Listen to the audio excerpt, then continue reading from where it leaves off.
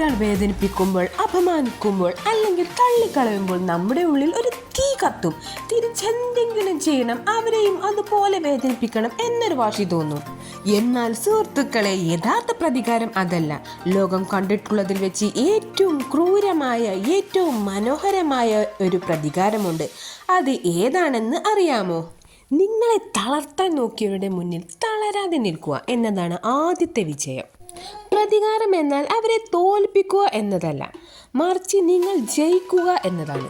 നിങ്ങളെ ഒന്നിനും കൊള്ളില്ല എന്ന് പറഞ്ഞവർക്ക് മുന്നിൽ, നിങ്ങളെ അവഗണിച്ചവർക്ക് മുന്നിൽ ഒരു വാക്ക് പോലും തിരിച്ചു പറയാതെ നിങ്ങളുടെ വിജയത്തിലൂടെ മറുപടി നൽകുന്നതാണ് ഏറ്റവും വലിയ പ്രതികാരം. നിശബ്ദമായി അധ്വാനിക്കുക, നിങ്ങളുടെ ലക്ഷ്യത്തിന് വേണ്ടി ഉറക്കമില്ലാത്ത രാത്രികൾ ചിലവഴിക്കുക.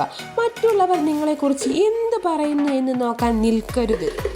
നിങ്ങൾ ഉയരങ്ങളിലേക്ക് പറക്കുമ്പോൾ താഴെ നിന്ന് നിങ്ങളെ നോക്കി കൈകൊട്ടി ചിരിച്ചവർക്ക് കഴുത്ത് വേദനിക്കും വിധം നിങ്ങൾ വളരണം. നിങ്ങളെ വേണ്ടെന്ന് വെച്ചവർക്ക് അന്ന് എനിക്ക് തെറ്റുപറ്റിയെന്ന് തോന്നിപ്പിക്കുന്ന നിമിഷമുണ്ടല്ലോ, അതാണ് നിങ്ങൾ അവർക്ക് നൽകുന്ന ഏറ്റവും വലിയ ശിക്ഷ.